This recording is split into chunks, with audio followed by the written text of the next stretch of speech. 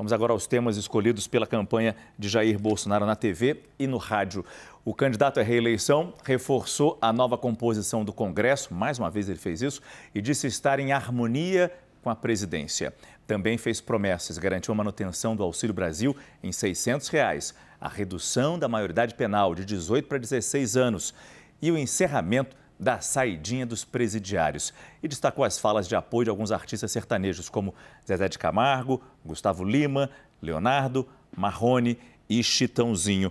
E, aliás, o clipe com os sertanejos foi quase metade do filme da campanha de Jair Bolsonaro. Hoje ele apareceu com Zema e Tarcísio. Na televisão, no clipe dele, foi muito com os sertanejos, pegando esse apoio, esse lado popular da nossa cultura, Felipe. Eles têm muita força no interior do Brasil e é uma forma também de contrastar com todos esses artistas do campo da esquerda que militam muito nas redes sociais, que falam fora Bolsonaro nos seus shows, que atraem um público ali que a cada intervalo das músicas canta gritos de guerra ali favoráveis e fazem coro ao Lula.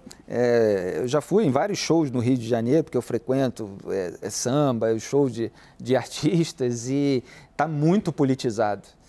Às vezes é sacal para quem está lá para se divertir, ficar vendo gritos de torcida de político no momento de arte, de entretenimento.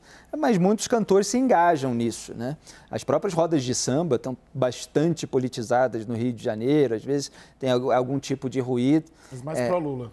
Mais pró-Lula, mais pró-Lula do que Jair Bolsonaro. Jair Bolsonaro consegue gritos, consegue apoios justamente nesses espetáculos sertanejos, nos espetáculos de rodeio no interior do Brasil. Agora, só chamar a atenção para essa proposta da redução da maioridade penal, isso foi até uma previsão que eu fiz uns 2 anos ou um ano e meio atrás, que Jair Bolsonaro na campanha ia tentar trazer isso de volta, que é para tentar trazer algo de direitismo, né? Porque ele diz representar a direita, mas muitas pautas desse campo foram deixadas de lado ao longo do governo. A redução da maioridade penal foi aprovada pela Câmara dos Deputados anos atrás e foi engavetada no Senado, onde precisaria tramitar para ser devidamente aprovada.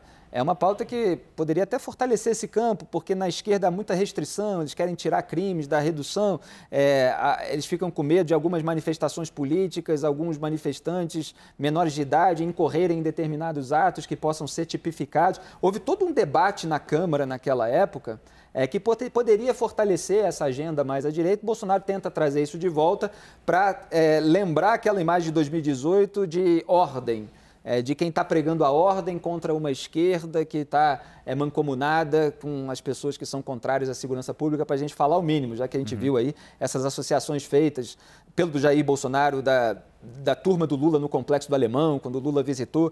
Então, assim, é uma bandeira que ele traz de volta, mas pela qual, esse é o ponto que eu queria chegar, ele não atuou enquanto estava no poder. Também a proibição da saidinha de banco. Agora, nessa questão da economia aqui, Raquel, a promessa de manutenção do Auxílio Brasil, R$ 600. Todos prometem isso. O Lula também tem essa promessa. E ele fala também no filme de campanha, imposto de renda zero para quem ganha até R$ 6.000 por mês. Uau! O Lula promete R$ 5.000 por mês, né? Essa é uma proposta difícil de cumprir, porque ela é muito custosa. O Bolsonaro tentou atualizar a tabela do imposto de renda, não conseguiu, porque dependia da tributação dos lucros e dividendos, que não foi aprovada, não conseguiu. É uma batalha grande que qualquer um dos dois que forem eleitos vai ter que enfrentar, porque realmente a tabela do imposto de renda está desatualizada, embora os tributaristas tenham muita crítica, né, que a questão de que muitas vezes o rico paga pouco imposto, mas é difícil de cumprir porque a atualização da tabela do imposto de renda custa caro. Sobre essa questão dos sertanejos, Márcio, outro dia eu conversei com um marqueteiro que considero ótimo sobre isso, e ele deu uma resposta que eu achei tão interessante. Ele falou assim, vou até pegar aqui, o peso dos sertanejos é igual ao peso do Leblon, pouca coisa.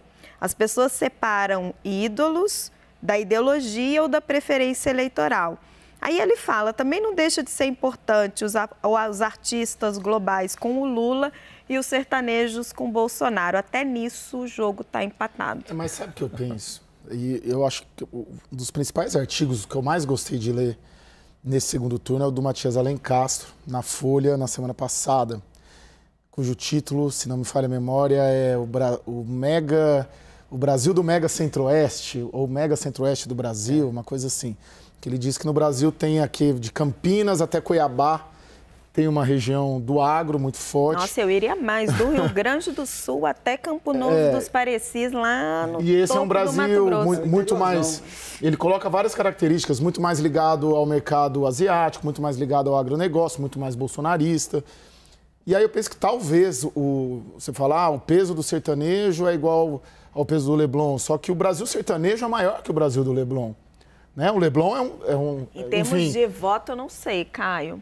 Porque se você pegar toda a população que está nessa faixa das grandes capitais e toda essa população do interior, eu realmente não sei. Mas tem o peso das redes sociais desses artistas do Leblon. Mas é muito interessante isso que você está falando. É imenso. Assim, no começo da minha carreira, eu cobria agronegócio. E eu lembro que eu fiz uma viagem que era para você ver toda essa extensão da safra de soja e que ia a gente foi desde o Rio Grande do Sul até a fronteira do Mato Grosso com Rondônia lá em cima. E é o mesmo Brasil, porque são todos descendentes de gaúchos, catarinenses que foram colonizando toda essa área agrícola. Eles têm as tradições muito parecidas, os valores muito parecidos. Você vê o pessoal tomando chimarrão naquele calor do Centro-Oeste. E é muito interessante isso, porque realmente é uma unidade, não só econômica, como cultural. É preciso governar com o Mega Centro-Oeste, é o nome do artigo. Economia global mudou a geografia política nacional. E aí ele discorre. Aqui eu vou pôr até no nosso grupo. Boa. Não, porque a gente tem, enfim...